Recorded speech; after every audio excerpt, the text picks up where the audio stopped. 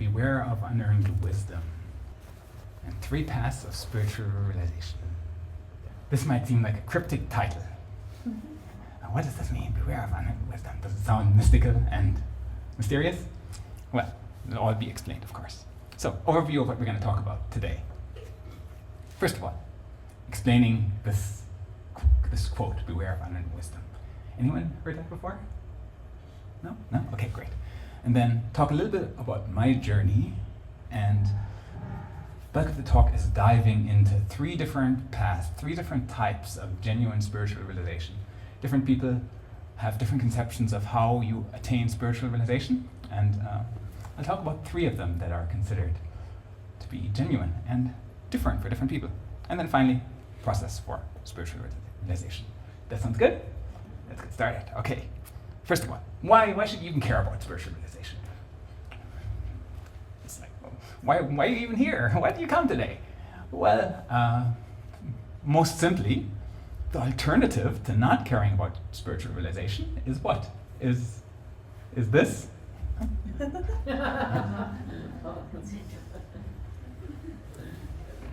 I don't know why Disney is die, but you can pull this off the internet somewhere. So yes, work, buy, consume, die, and that's it. You do that, it's over. That was the meaning of life? No, there should be more. There's something more. And as soon as you think, what, this is not all there is, then you open the door to, well, maybe there's something. Maybe I should explore this spiritual realization. Maybe I should come to the loft more often. And maybe there's something here. So I'll tell you a story. A couple of months ago, I was talking to someone here at the loft. And this of course, we always talk with everyone, all the guests that come to the loft. And I was talking to this person, and this person was explaining very genuinely that they had taken some kind of herbal substance and had, unlike everyone else that was taking it at the time, had this really profound realization that shook the person to the core. They were thinking like, I felt everything was connected. I felt like I was outside the body and inside my body at the same time. I felt like time didn't exist. I saw the past and the future all together. It was so profound. I remember it to this day. It was so clear, and then it was gone. And I took the thing again. It didn't happen again. I talked to everyone around me. Did you feel it? Did you feel it? They're like, yeah. No, they didn't. They didn't. So, what was that? This person was asking. I've explored every spiritual tradition. I've talked to all kinds of people. No one can explain it. It was life-changing, profound. I'm in search of what was that thing that I got a glimpse of. It was amazing. I never felt anything like it. And my response was like, oh yeah, that's Brahman realization. The person was like, what? What? Huh? Yeah, quite common in Krishna consciousness. You get a glimpse of that every once in a while. But beware of unearned wisdom. And the person was like, huh? What? Beware of unearned wisdom? Brahman realization? What are you talking about? So then I, of course, explained. There's 3 types of spiritual realization. The most basic, genuine spiritualization is called Brahman realization, which I will talk about in a moment. And sometimes, through taking various drugs, you can get a tiny glimpse of this. And however, beware of this kind of wisdom. It can be misleading. So this is a quote from Carl Jung, a Swiss philosopher. Who's heard of Carl Jung, by the way? Oh yeah, most people. Okay, yes, good. Yeah, Carl Jung, very influential Swiss philosopher, psychologist. Practically, the field of modern psychology is based on Carl Jung. Shadow integration, that kind of stuff. Collective unconscious, he talked about how a nation or entire world has like a collective unconscious trauma that is driving what everyone's doing. Very relevant in today's world. So, but he said this. This is from his last book, published just a few months before he died in 1961. And he said, anyone here speak German? Oh, yes, of course. No. Usually there's more German travelers who have come. He said in German, ich bin überzeugt, dass wir nichts lernen können, ohne dass wir uns entschließen, den Weg der Erfahrung zu gehen. Yes, I'm from Germany. So, and that means, I'm convinced we can learn nothing without being ready to take to the road of experience. Meaning, quick fix, grabbing the trophy without running the race is not going to get you anything. Phrasing that way. So this unearned wisdom, you can take. People love the idea that just take this thing, put it in your mouth, and you will get self-realization. Easy, amazing. But no, it's not that easy. And going down that road is perhaps an introduction to something, and can break someone out of their work by consume die cycle, but it's not the goal. So many people treat the temporary experience as the goal, where the goal is, it's really more like a beginning. And this person I was talking to, well, what about all the native cultures that do this kind of thing? And you can go on like retreats to Amazon rainforest and take various substances, and you get some spiritual realization. And yes, of course, all those spiritual cultures did it as an initiation ritual for their young people to break them out of the cycle of just material world. It's not you do it every day. No, it was a one-off thing for those cultures. And this is one way of doing this. There are many other paths to get to the same realization, which I'll talk about in a moment.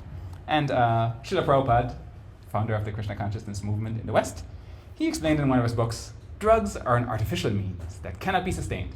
Better to engage in a bona fide spiritual process and quest for enlightenment. Awesome book if you've read it.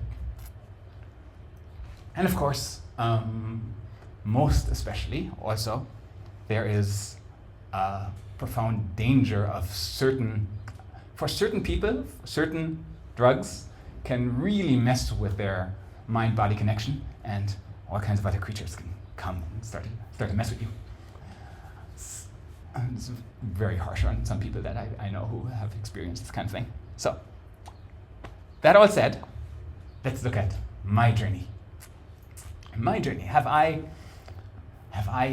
tried to encounter unearned wisdom, or have I walked the road, so to speak?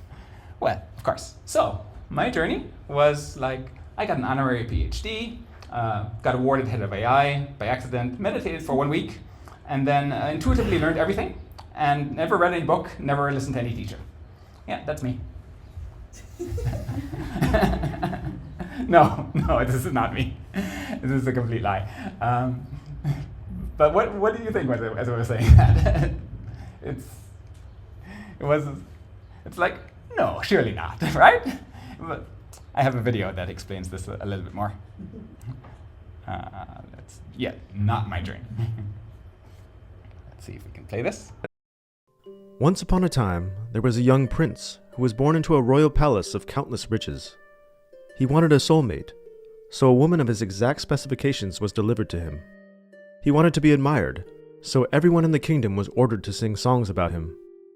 He wanted to be wise, so he had every book rebranded to show him as the author.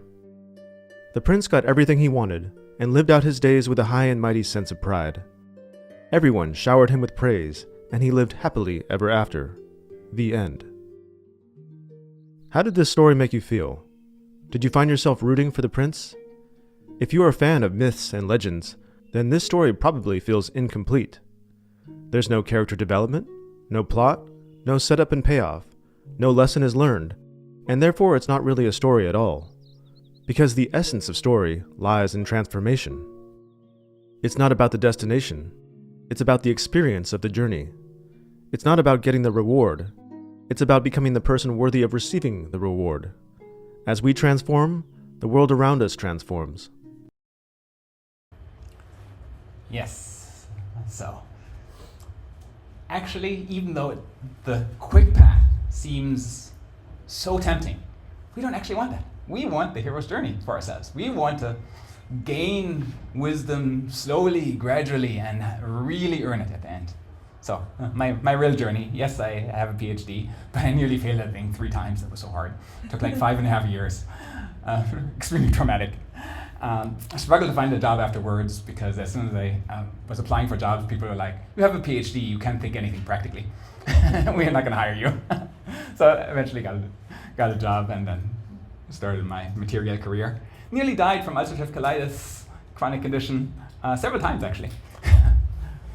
Very familiar with the hospital, who thankfully saved my life. But practicing, yes, Krishna consciousness for 25 years. I've read the srimad-bhagavatam, the 18 volumes of books out there, 3 times. Made so many mistakes along the way. I'll tell you over dinner if you're interested. So it was a struggle for sure. And I feel like even now I don't really know anything in the grand scheme of things. So with all that out of the way, let's look at the 3 paths of spiritual realization that some people pursue. When considering these paths, many spiritual traditions say, our path is the one true way. If you don't follow it, we have to kill you. Because that's spiritual. Or some variation of that. Maybe not so extreme. But from the Krishna conscious perspective, there is 3 main paths, all of which are genuine for whatever a person wants to achieve. Some people desire a different type of spiritual destination, spiritual realization, and they choose a different path, and sure, go ahead. That's fine. That's genuine. And so we don't criticize other spiritual paths. In fact, from the point of view of Krishna consciousness, I find I can appreciate other spiritual paths much more than I did even before starting. So, different people look at different things from different perspectives. First of all, the first thing in common with every spiritual path is this understanding of we're not just this material body.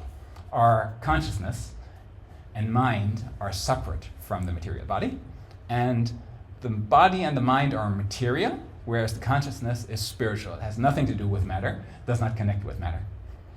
Whereas the mind carries our consciousness from body to body through reincarnation. So that's the basics of first steps of spirituality, the very first lesson in the Bhagavad Gita. Then, so what are the 3 paths from then on? You've understood this? Where do you go from there? Well, there's these 3 paths: Brahman, Paramatma, and Bhagavan.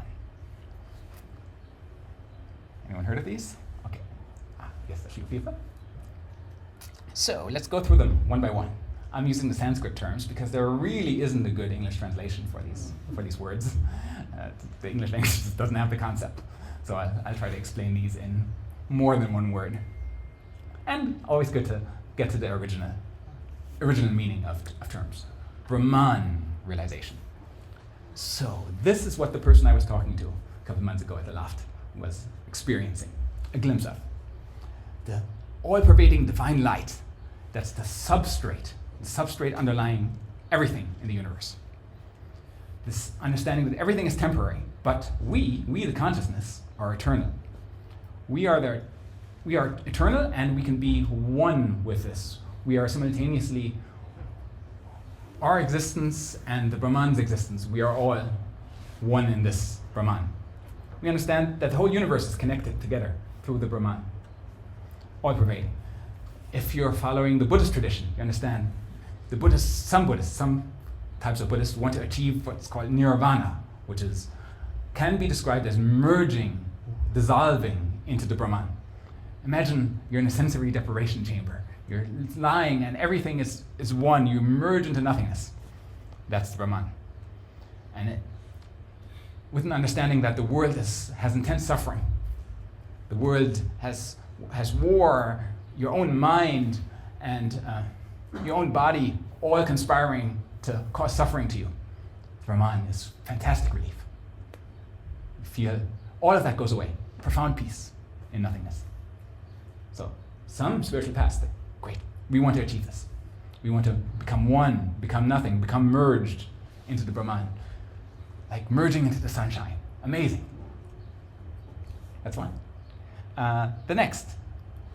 Oh, yes, but before I get into next, There's methods of achieving Brahman realization. There's many different ones. You can get a glimpse through hallucinogenics, yes. You can get a glimpse through some hypnosis. Scientific study. True scientists that are not just following some dogma, but really going deep to try to understand the nature of the universe, they eventually arrive at Brahman realization. Intense exercise. Some people, through super intense sports and a really intense pressure on their body, they get a glimpse of this. They go, oh, I can transcend my body because Brahman. Yes, I see I'm all part of all of this. Near-death experiences, of course, can get you there. Thinking extremely deeply and study of philosophy is probably the most authorized way. Study of ancient scriptures, you can comprehend intellectually. Yes, I really get it after years and years of study. And merge into Brahman, and material things don't matter anymore because you realize everything is one. Profound, eh? Next, Paramatma. Very different realization, very different process to get there. So this is the realization that aspects of a divine and there's an aspect of the divine called the Paramatma, or supersoul, that is part of everyone, every one of us. Every living being in the universe, every atom even, has an aspect of the divine. And through this aspect, we're all connected. We can choose our destiny and take guidance from this divine aspect within us. When we realize this, we have full freedom. We're no longer bound by the laws of our mind, what our mind dictates to us, what the media dictates to us. We're completely free because we can understand and take guidance from this divine spark in all of us. We can also see everyone equally, no longer thinking that this species is better than me, this person's better than me. We're all the same because we all have the same divine spark throughout all of us. We have great communication with everyone because we can appreciate everyone for who they are and what they are, and we can choose our own destination as we choose to listen to this divine spark within us, or not. We also fully understand how the material world operates, how matter and spirit and people's minds, that's completely transparent. You go, oh yeah, I understand that person did that because of this, and they were not listening to what their internal conscience was telling them, but yeah, I get it. So the Paramatma is this internal divine presence that facilitates the soul's existence and experience in the material world, while simultaneously guiding and witnessing everything that goes on. And the way to get there? Yoga, surprisingly or not. Dhyana yoga, as described in Bhagavad Gita, also sometimes known as astanga-yoga. If I think, I do yoga, I got none of this. None of this when I went to the yoga class. But yoga, as described in the Vedas, is much more than just the physical postures. It's this eightfold process, starting with a whole laundry list of stuff you can't do, a whole laundry list of stuff to do every day. Then yes, the asana, the poses to make the body strong. Then breathing control, then withdrawing the senses, so not engaging with things that create happiness in the world or create happiness for you. Then deeply concentrating, super meditation and regular meditation as well as trance. And all this stuff is described as being extremely hard to get right, extremely hard to do. It takes many, many years of continuous practice. Thousands of years almost. Some yogis slow down their heart rate to like 4 beats a minute and then try doing this yoga practice meditation because if your heart's not beating, you're not aging. So they can extend their lifetime very long and go through the yoga process, eventually achieving Paramatma realization, understanding this divine spark in everyone, seeing it directly.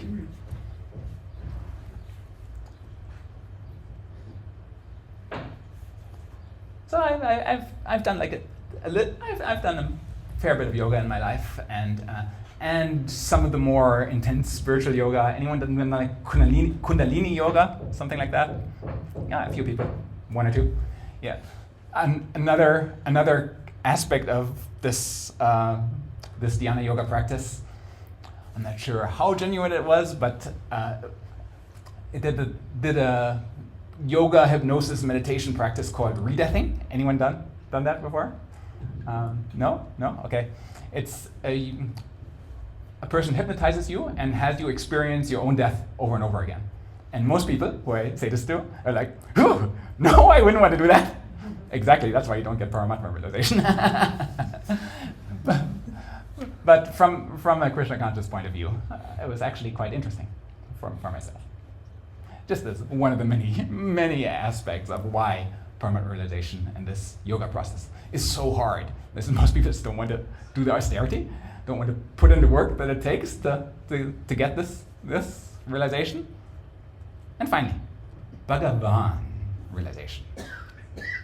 This, again, the methods of obtaining Bhagavan realization are bhakti-yoga, surprisingly, the thing that we do here at the loft. It's much easier than attaining Paramatma realization, and it's hearing the mantras, reading the books, doing the chanting in kirtan, like we will do after this talk, doing meditation, more quiet chanting, remembering the teachings day to day, and serving others, serving Krishna here at the loft. So we do all this stuff here because it leads to Bhagavan realization, which is a personal relationship with the Supreme.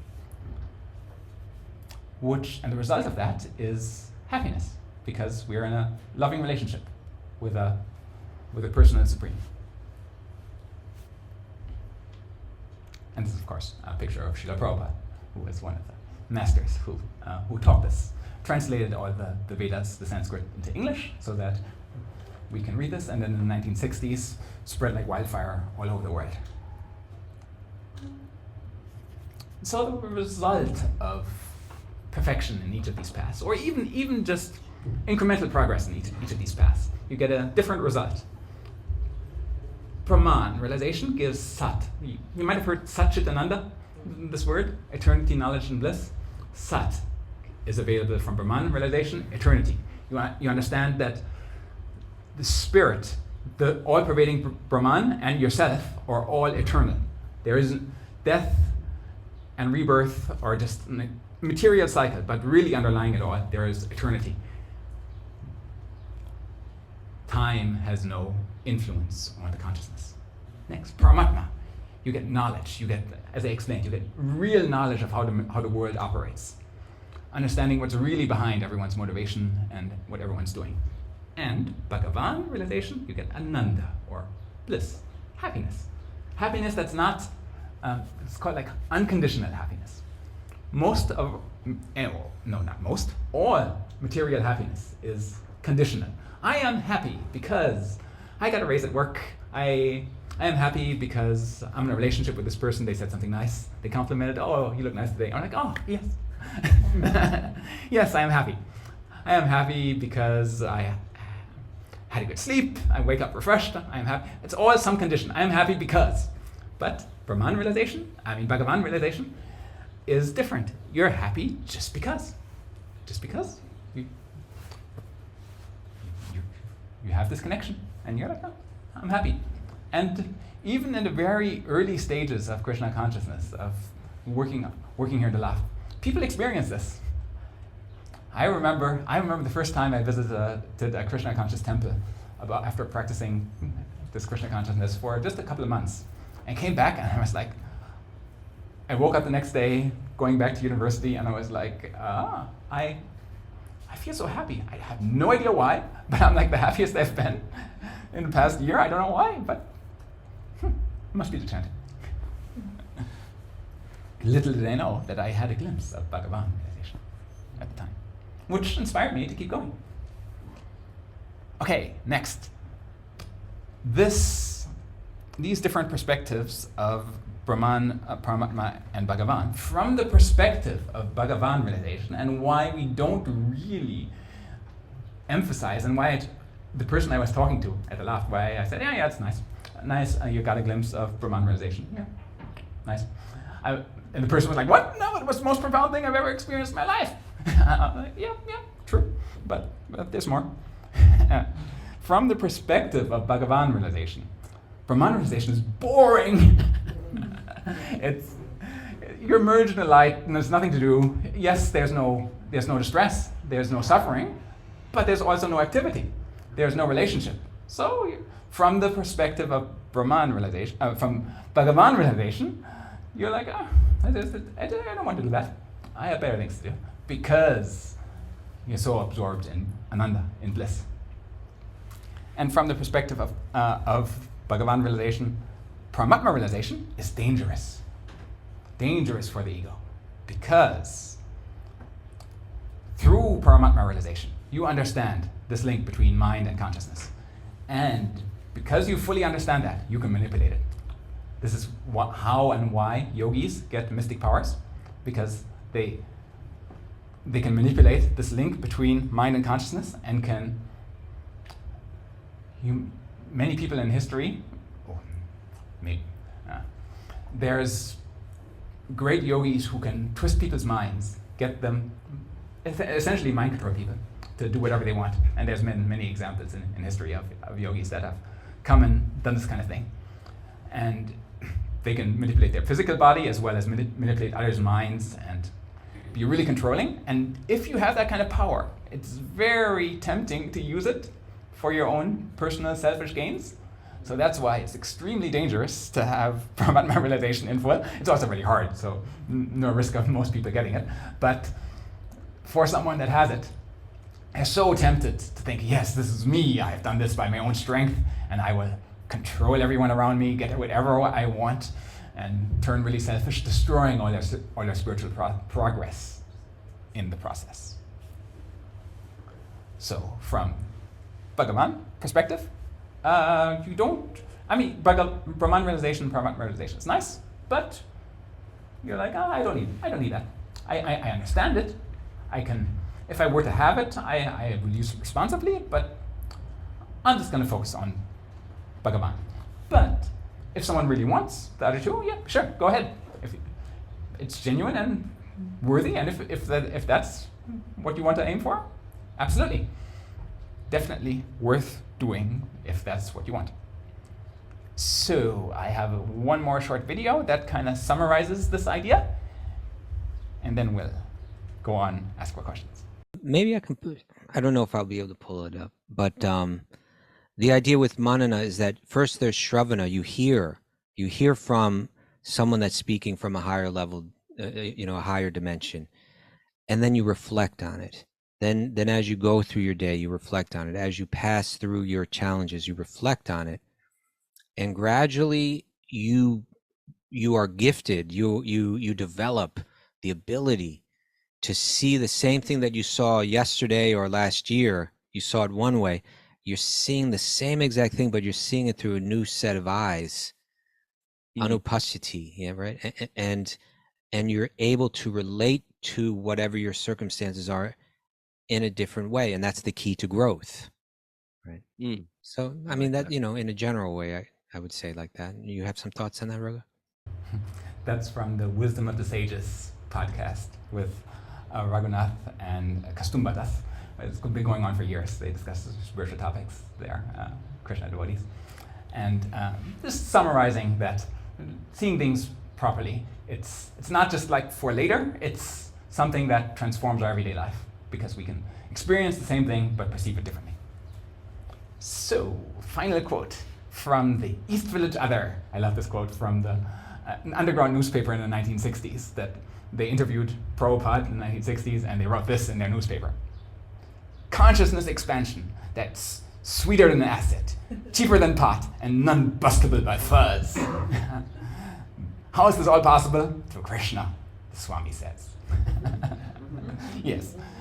And also it's legal, which is great benefit. All right, so beware of unearned wisdom, develop true wisdom by coming to the left. Thank you very much. Any questions?